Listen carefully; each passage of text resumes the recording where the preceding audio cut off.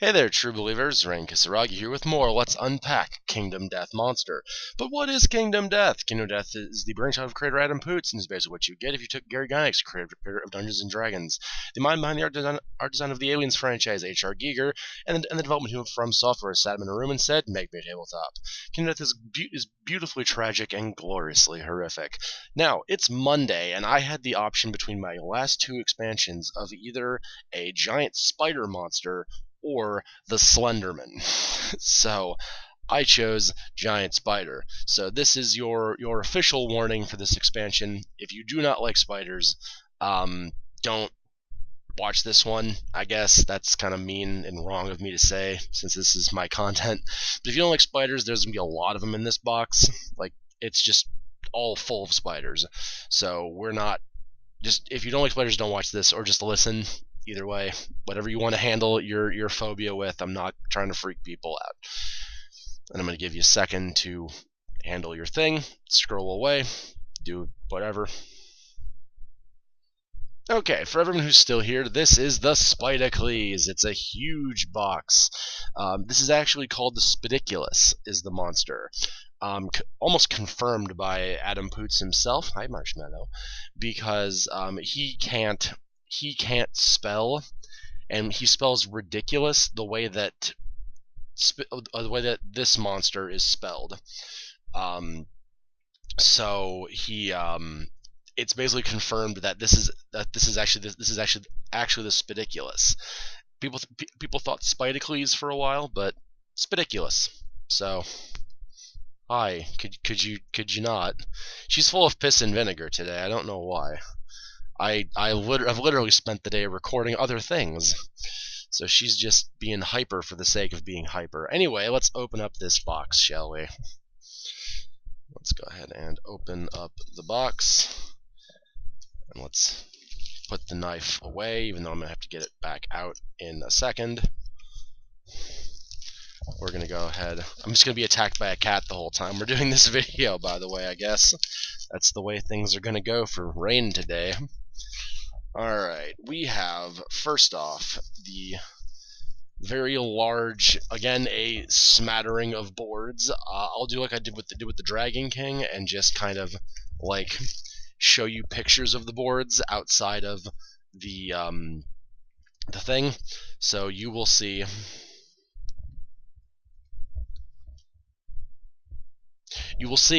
these in a better picture later. It's cool. It's a very big, complicated monster, very spindly. It's a big spider after all. And let's pull all the stuff out of the book. We have the booklet, as we always do. We have the settlement stuff. Ooh, and settlement events. When we have spider eggs and egg sacs, let's just lean that in close. You can see that quite clearly in today's daytime light. Not something I have the luxury of doing all the time, you understand. We have a deck of cards. And we have the deck of gear cards. Anything else in here, or is that everything? That should be everything, but I don't want to make any assumptions. We're going to put this back away so it can be safe from the kitten. Assuming I can fit it back in the box. That's the problem with spiders. Once they get out of the box, you can't put them back in. I'm just going to take this plastic and collect it elsewhere.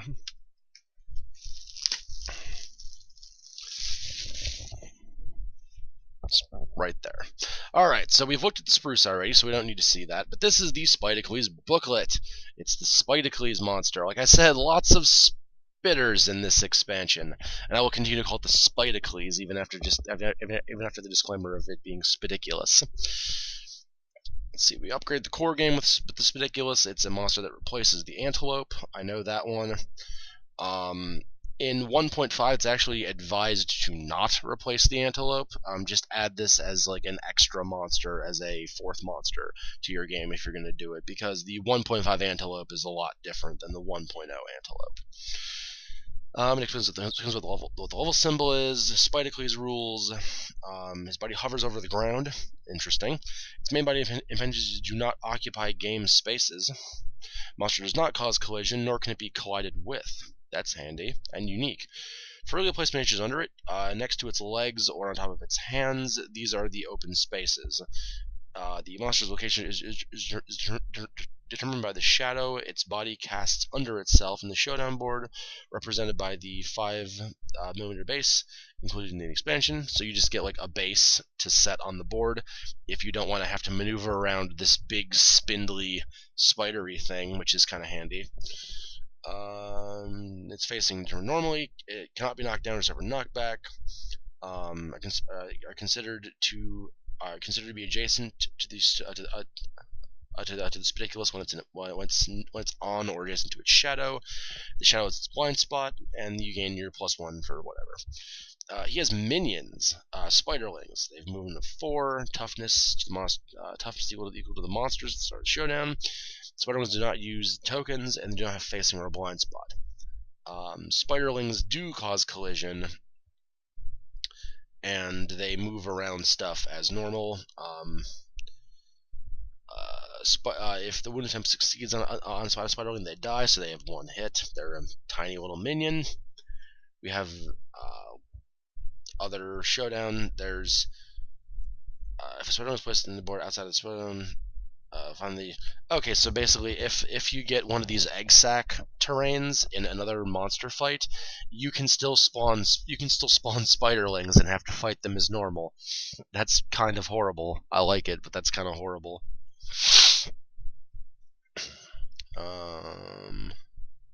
Some new gear cards grant expansion bonuses to the possessor of the monster controller tile, and you'll have to start using that actually. The Silk Surgeon is a secret fighting art. It has 4 levels, 0 to 3, and is recorded as such. Increased through the Silk Surgery Story event. The arts bonuses are the arts bonuses are granted cumulatively. If they have 0, they receive no bonuses, whereas 2 receives all the bonuses of 1 and 2. Okay, so you level it up and it gets stronger. That's interesting. Normal fighting arts are just like you get it and that's it. This you have to like level up and stuff, which is cool. I like that. You use the forest gate. The forest wants what it wants, as per the Flower Knight. That gives you an idea of where we are going. Let's see. We have the Young Rivals event. What can I show you about that? I can show you this picture, because that doesn't have any spoilers or anything on it. It's horrible. It's a big, horrible spitter, and we're going to look at that bigger on the side. I'm not going to read this event, because I don't want to spoil it for anybody. Oh, that's horrifying. Let's not share that. There's a butt. It's a man butt, but it's a butt.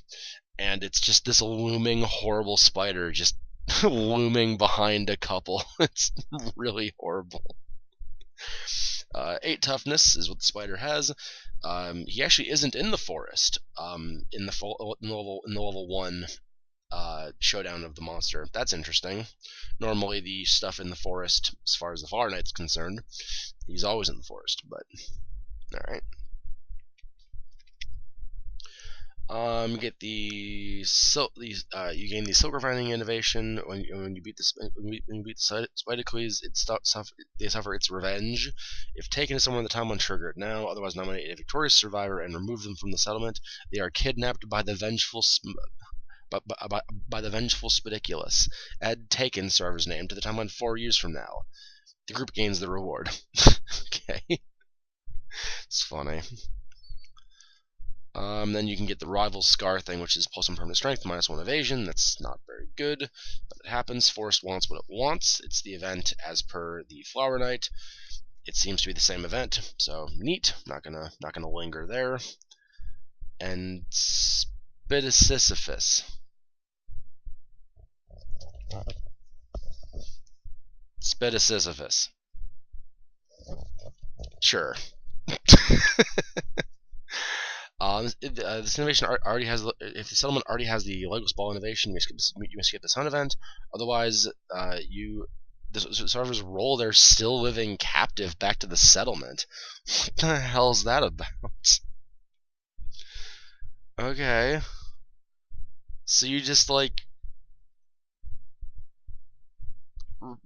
steal like the head of a spider. Is that what's going on? Okay. It's funny.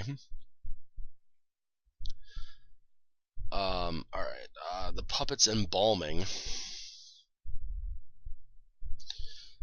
You are cut free of the monster's forehead stalk. Your eyes rolling and mouth foaming as your foes attempt to rouse you. And then there's a slew of things that you can get. And on a 9 or 10, you gain a +1 permanent accuracy and the Silk Surgeon fighting art. Okay, that's how you get that then. Then the Silk Surgery event. There is gore here, but the art's real pretty, so I'm going to cover up the gore and show you, because it is real pretty. If I can actually manage to do this. See, look at that. It's so pretty. She's so cool looking. I love it. Oh, she's so pretty. Okay, then the Silk Surgery, you roll...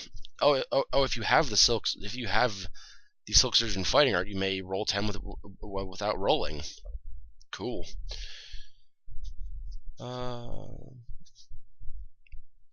Cool. And then you can radical procedure after there's other stuff that can happen.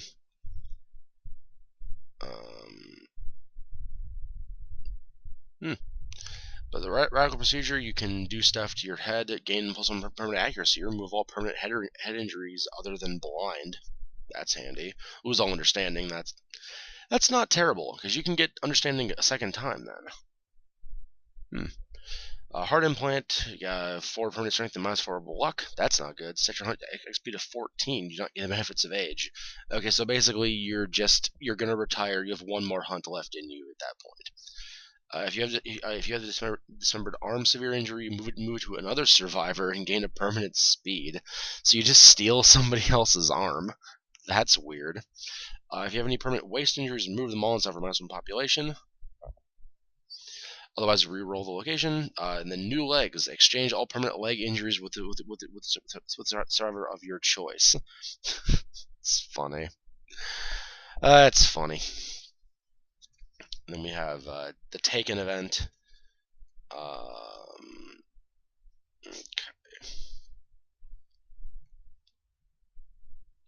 Just kind of grazing over this. Okay.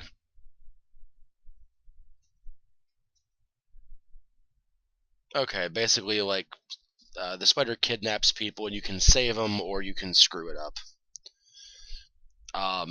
If you don't save them, I guess, you get bad stuff that happens, and if you save them, then you can get pretty good stuff. And then there's the typical blank pages. Alright. This looks interesting. It looks interesting. I'm actually pretty down with this expansion. It's a big horrible spider, which is not everyone's cup of tea. Right? Is it your cup of tea? I know that you like hunting spiders, but would you want to fight a giant spider monster? Yeah? Okay. She's fighty today, of course. When is she not fighty? Let's take a look at the location and story events now. Settlement events. Sorry. They're called settlement events. Let's also open up these cards just so I don't have to do it later, and I can go ahead and just be done with the knife. Okay, that's sufficiently opened. And that is, I believe, sufficiently opened. Hold on. I have to make sure. Yes, sufficiently opened. Don't slap a knife. That's really stupid, kitten. If I knew you were going to be fighty, I wouldn't have brought the knife up here in the first place. I need it, but yeah. Just got to be careful. Got to be careful. This is a knife. It's sharp. It's a lot sharper than your claws. And your claws are pretty sharp. Alright, we have the Spidicules dividers. Big horrible spider. Then we have the Silk Mill location, which lets you build the spider gear stuff. Oh, you make silk. Spider silk makes sense. Amber seems to be the recipe, the metal equivalent here. I don't know if any of this is particularly good or bad. If this is... I can't think of a spider pun. You have to pardon, I can't think of a spider pun. Then we have the Silk Stone. We have the two settlement events. They're big cards. They have a lot of things on them. Let's go ahead and look at the Season of the Spiderling event, because that should be horrifying. The spiderlings are falling from the sky and into the settlement by the dozen, buoyed through the air by silk parachutes. One at a time, each player nominates a survivor and rolls on the table based on their attributes. Repeat this until four survivors roll. Determine victory or failure, -2 to all roll results if the settlement has the legless ball innovation. Insane survivors, they roll a d10, and you scream until you pass out. You achieve victory through eating every spiderling in sight. Gain the binge eating disorder and skip the next hunt. Victory, you defend your home with ferocity that you are unable to distinguish friend or foe. -1 population. Gain berserker. It's not great. Like a truck, berserker. Sane survivors with +3 courage. You leap into the fray, surroundings are the thickest and are quickly overwhelmed. Failure, you are dead. A stunning display of bravery. The settlement achieves victory regardless of other survivors' roll results. That's cool. If neither applies, you either run away in failure and you skip the next hunt, or victory, you oust a beast without taking a scratch. +3 survival. If two or more survivors achieve victory, the settlement vanquishes the spiderlings. They gain a permanent strength and weapon proficiency. Very, very good. Otherwise, spiderlings overwhelm and ransack the settlement. The nominated survivors are dead. If settlement has the legless ball innovation, it is lost as the spiderlings roll it back into the forest. So they steal your giant headless, your giant ball. Well, that's not good. And then I'll look at Silk Storm on my own, but I'm going to go ahead and just read the description of the event. The settlement wakes up to find everything and everyone inexplicably covered by a blanket of thick silk. That sounds disgusting. That event sounds pretty funny, though. The one that you have to defend your home from the little tiny spitters. It's pretty funny. It's going to be horrible because we're all going to roll terribly and lose a bunch of guys, which sucks, but it happens. Then we have the deck of many things, the deck of 1,000 normal cards. We have the Silk Armor set card. It's nice. Add 1 armor to all locations as per standard. When you are attacked, after locations are rolled, you may change one hit location die to the result of your choice. Nice. You can reposition your hits and stuff. That's an insanely useful utility. I could see this armor being useful just for that. Because if you do get hit and you have no armor on your head and you rolled nothing but heads, you can go ahead and say, I dodge one, and then I'm going to move that one to my body where I have all of my armor. I'm fine. It's pretty damn good. Spidicules, basic thing card. It's not very exciting. Instinct is spin. Place the Spidiculus at the center of the showdown board. Its body vibrates, moving in a way no living creature should. Sounds about right.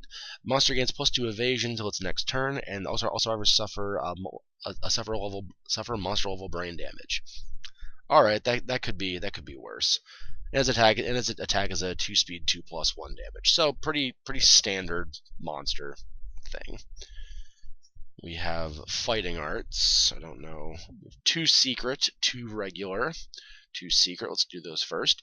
We have the titled Silk Surgeon, where we get to see that pretty art once again. At level 1, you can spend an action while adjacent to another survivor and then add 2 armor to 1 location.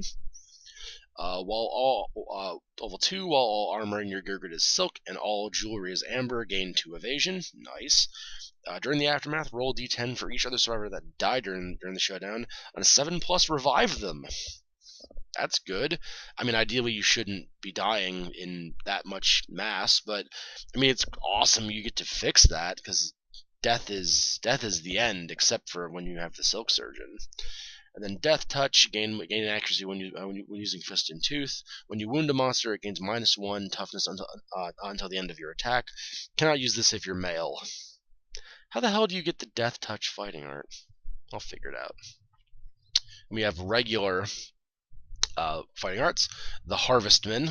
We'll take a look at that. Gain +3 movement. Whenever you are knocked down, gain a -1 movement token. If you have the tiny arachnophobia disorder, you are too scared of spiders to imitate them and cannot use this fighting art. Okay. Then Vengeful. When a survivor dies during the showdown, gain +4 survival and a strength token. It's not bad. Again, ideally you shouldn't be dying, but if you have to, I mean, I'd rather get something back from it than otherwise. 2 terrain cards. Let's take a look at the egg sacs, because of course there's egg sacs. When fighting the Spidicules, set up level times 2 egg sacs. Then on an action next to it, gain a silk web, strange resource, and replace the terrain tile with a spiderling. 1 to 3, your weapon is snagged in the sticky silk. You pull it free but are knocked down. You've attracted unwanted attention to yourself. Gain a party target token, or the spiderling that emerges is a deformed mess that dies in seconds. Remove from the showdown board and gain 2 insanity. Okay. Then the Silk Nest. Place a spiderling in the free space nearest to the survivor on an action, and then you can use this once per showdown. Terrifying, you are knocked down. Place an additional spiderling. Legs everywhere. You are knocked down and suffer 2 brain damage. Someone is trapped in the silk. Gain a population. And a hollow nest is filled with death. Gain a skull resource. So I don't know why you'd want to use those. I mean, you get silk from the egg sacs, which is kind of cool. Then the silk nest is just horrible. I would never want to even touch that. It's not what I want to do with my life. We have 3 innovations this time, a full slew of innovations. Let's look at the legless ball because I'm interested in this one. Departing survivors gain 2 insanity. Spend only 1 endeavor per phase at this location. Add 1 web silk resource to storage. A survivor with 10 insanity may put the Spidicules out of its misery. Gain the grinning visage, rare gear, and lose the innovation. All right. Silk refining will +1, and on 1 endeavor you can use silk surgery. You can convert silk into hide, and you can use silk, bone, and organ to build the silk mill. Okay, so that's where you make your gear.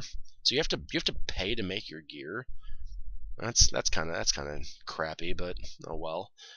And then Chorea, I think that's how that's pronounced. Spider dance, nominate a male and female survivor. It's beautiful dancing.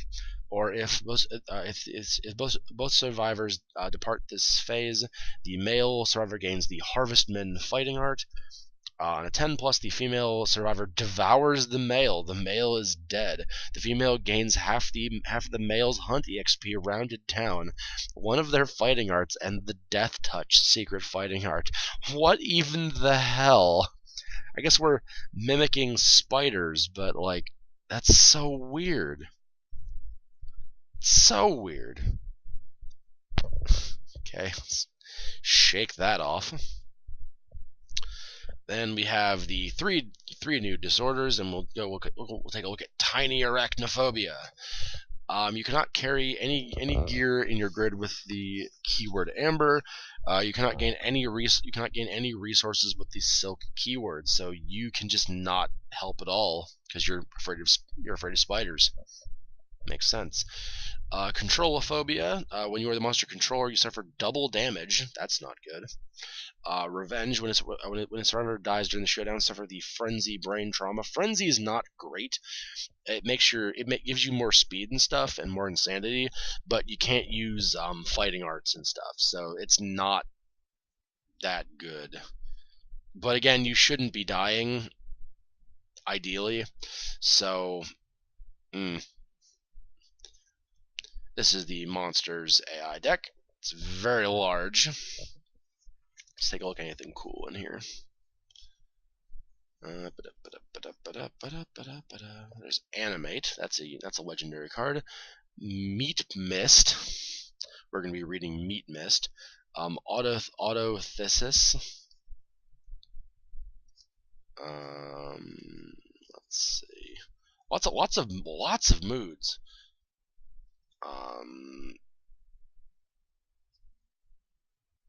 Twitching leg pile. Ugh. Let's definitely read that. Okay, so lots of moods he has. He has lots and lots of moods. There's lots of special conditional things the monster does. And that's kind of cool. Let's read Meat Mist, though. Because what the hell is Meat Mist? When this mood comes into play, discard all other moods, then perform basic action. While this is in play, Spiderling's action attack profile gains range 4, that's not good, before damage, reduce armor points of each rolled location by 2. Whenever possible, move Spiderlings 4 spaces away from their target before attacking. That's really rough. It's legendary, though, so I mean, I get it, but it's really rough.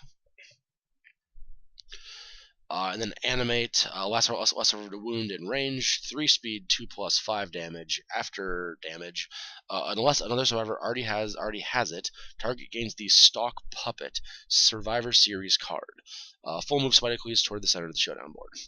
And then Autothesis. Discard all other moods, and then the Spiderling's action card gains Explode. All survivors adjacent to Spiderlings suffer 3 damage to 3 hit locations. Remove the Spiderling from the board. So basically, they hit you and then they explode. That's horrifying. We have our 2 things. I'll show you the twitching leg pile because it's less horrific. Yeah, I know, it's less horrific. The monster has -1 movement for each card under the twitching leg pile. When there are 8 cards, it becomes limbless. And when it's limbless, it has 3 movement regardless of movement modifiers during the aftermath. Spidicules. So that's how you trigger that event then. Stalk Puppet. When you gain this, remove yourself from the showdown board and place it on this card. They are the Spidicules' new meat puppet. If the showdown ends in victory, Puppet's Embalming, the event. If you are the last survivor, no one can save you, you die. Okay. So that's a pretty frustrating ability then. That goes from something I can ignore to being pretty bad. Like all at once. And he has a deck of hit locations, fairly standard size. Let's take a look for anything interesting, like the Death Blow, the Trap, and anything unique that's in here. There's the Trap. Then he has a bunch of Cunning 4-leg cards, or Tricky 4-legs. Let's look at the Cunning 4-legs. The Cunning 4-legs, and his pretty face down there at the bottom. On failure, the attacker within 2 spaces suffers bash and knockback 5. Then on a wound, you hack off one of the legs, add it to the twitching leg pile. Okay, so that's how you attack these Cunning 4-legs or the Tricky 4-legs cards, and then you add to the pile of legs. Then his Trap card, which is Pheromone Feeding Frenzy. That sounds horrible. Survivors are doomed to perform Spawn. I guess that's where he summons in more Spiderlings. I took a brief look when I was looking at that. Full move away from the attacker. Place all Spiderlings that are currently on the showdown board adjacent to the attacker or as close to as possible. Spiderlings perform Spiderling action targeting the attacker one at a time. Oh no. He just dog piles his spiders on you. Oh, that's horrible. I mean, it's not that can be fine. It's just a lot of hits for what's going to happen. I guess that's your motivation to keep the Spiderling count low. Then we have the Hunt event deck, fairly standard for a Hunt event. Let's go with Bad Vibrations. Let's read Bad Vibrations because it's a pun on a song. The air around the survivors suddenly feels strange. A metallic cackling becomes audible all around them. They are unable to identify the source, but are certain they are being watched. The event revealer rolls a d10. If the result is even, set up the showdown with level spider wings adjacent to the silk nest. If the result is odd, move the Spidicules one step backwards on the hunt board. So he shuffles away from you, or you fight more spiders in the hunt. That's annoying, but it's an event. Then we have our regular resource deck. Let's see, we have the unlaid eggs. That's disgusting. During the settlement phase, you may consume and archive these delicious little eggs to gain 10 survival. Okay. In the Venom Sack, you can consume this card to roll a d10. On a 1/5, you die. On a 6+, you gain the Death Touch Secret Fighting Art. So a much nicer way to get the alternative there, the Death Touch thing. I think Death Touch is really good for the Forest Gate. We already saw that, though. I don't need to show you that one again. I'll put that there, actually, so I know where it is. Yeah, that seems really good for a Fist and Tooth survivor, so you may want to go try to farm that. Then we have Strange Resources. Web Silk. It's impossible to tear. And then the Silken Nervous System, which separates into tiny golden threads. Hi! Hi! Are you going to behave, or are you going to try to bite me some more? Yeah, are you going to be... Nope, bitey? Okay. Yep, you're kind of right in the middle of everything here, Marshmellow. Yeah, you're on the internet right now. People are seeing you attack me when I show you nothing but love. And we have the gear cards. Showed that deck earlier. We have the Grinning Visage. 2 speed, 7+ hits, 4. It's not as good as the Hazmat Shield. It's fine. It's unique. Obviously, there's only one of them. When you wound with this shield, you may spend 1 survival to add 1 armor to all locations. So it just makes you have more armor all the time. That's not bad. It's unique. We have the Weaver. 3 speed, 6+, 2. It's a sword. Unique. When you wound a monster, add 1 armor to a random hit location. Cool. So you can rebuild your armor. I don't know how you get the Weaver, but it seems interesting. Then we have the Amber Edge. 1 speed. It's a scimitar. Okay. It's a useless weapon type. And it has slow, obviously, because it has 1 speed. At the end of each attack, if you wounded the monster, make an additional attack. Cool. You can mitigate slow and the 1 speed. It's pretty cool. It's a scimitar, so it means nothing. Unfortunately, there's no scimitar specialization. What you gonna do? It's interesting. We have the Amber Poleaxe, which is an axe spear. Ooh, another dual type weapon. I like that. 2 speed, 6+, hits 3 damage, reach 2. When a monster collides with you, roll a d10. On a 6+, the monster suffers 1 wound. Handy. You can counter monsters trampling you, maybe. That's cool. We have the Blue Ring, which is a hand armor, and hand jewelry, rather. That's a unique accessory if you have all 3 things linked. If you are the monster controller, when the monster draws an AI card, draw 1 extra card. Select 1 to play, then okay, that's actually way better than I thought it was going to be. Select 1 to play and discard the other, so you can have your pick of what cards you want to use. That's pretty cool. We have the Green Ring. When you have all 3 things linked, it's the same as the Blue Ring as far as armor is concerned. When you have all 3 green things linked, for the first time you are attacked each round, gain 3 armor to all locations if you're the monster controller. Awesome. The Tank Ring. The refunding Tank Ring. The Red Ring. Same as the other 2 as far as armor goes. All 3 red linked. If you gain a bleeding token while you are the monster controller, monster suffers 1 wound. Okay, so you hurt him whenever he hurts you. Neat. I like that. It's like reflect. We have the silk bodysuit. Unique, reduced damage from every hit suffered by 2 to a minimum of 1. You may not have any heavy or metal gear in your gear grid. Cool. That's a much better version of the lion thing that reduces your damage.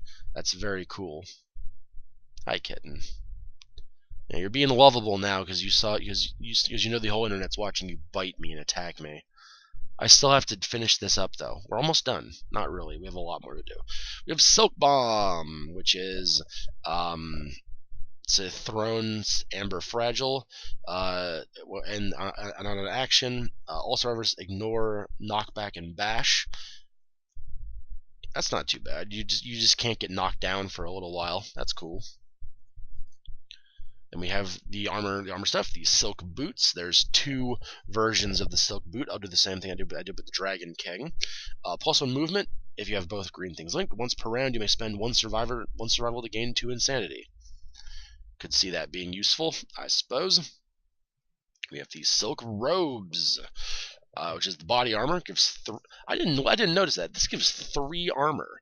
That's insane. This is a year 2 monster. The antelope only gives 2 armor with its stuff, so this is actually like just already better. Silk robes, when you depart, gain a survival, very handy.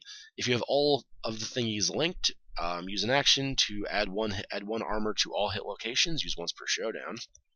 Cool. So you can go ahead and get more armor. More armor is always good. We have the silk sash, which is the waist armor. When you have both green when you depart, gain a survival. When you have both green things linked, use an action to add an armor to all hit locations. Handy. I wonder if those are individual, or if those stack with each other, so you can only use one of them. I'll have to look into that. We have the silk turban, which is the head armor. When you have both things linked, use an action to turn the monster to face away from you. Use only during the survivor's turn. So you can shuffle yourself into the blind spot. Cool.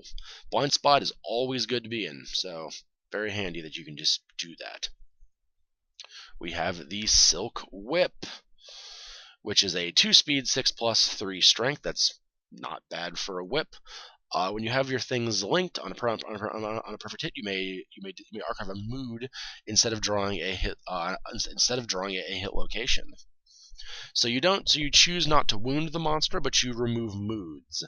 And because this monster has half of his deck as moods, that might be really useful against the spider. Yeah, it's probably pretty good. Silk wraps, the next piece of the armor, the hand armor. It's hand armor. We have the hooded scrap dagger. It's a Qatar. Had to check. It looked like a Qatar though, and it's called Qatar. 2 speed, 7+ hits, 4 strength, paired. If you hit 4 or more times in a single attack with this weapon, the monster suffers 1 wound before locations are drawn. Ooh, that's nice. You can abuse the hell out of this monster. Oh, I may switch my character Gruck to dual wield these daggers. That would be stupid on him because he has like 2 natural speed and he can dual wield already. So yeah, if he just unloads and just does like 20 hits a fight, he can just get free wounds. That's so good. That's so good. Toss that over there. She'll run for a second. Then we have the throwing knife, which is a 4-speed. That's good. 9+ hits. That's bad. That's why it's 4 hits. 2 strength. It's a ranged thrown, so it has no proficiency to it. Range 4. At the end of your attack, gain an accuracy token for each perfect hit. When you are knocked down, remove all of your accuracy tokens. Okay, so that's not that great. It's an early. What do you need to do to make this? A silken serrated fangs. Okay, so fairly low cost as far as like resources go, and it's fine. It's an alternative to the bone darts. It's about just as good, realistically. It's not much different. The gear I think here is hit and miss. I think the star is the amber poleaxe because it's a dual weapon. Love me some dual weapons. But yeah, the gears, the armor's really good. The weapons are okay. But yeah, this seems like a pretty fun expansion. The spider motif is cool for me because I like the horror of giant, horrible spider monsters. And yeah, this looks pretty dang cool. I love the armor set. The Ember Poleaxe is great. Yeah. So there you go. So I hope you guys have fun with this. We have one more unpack to do after this, and that'll be tomorrow, where we will unpack the Slenderman. Ooh, Slenderman. So you guys have fun. I'll see you then. So till then. Okay.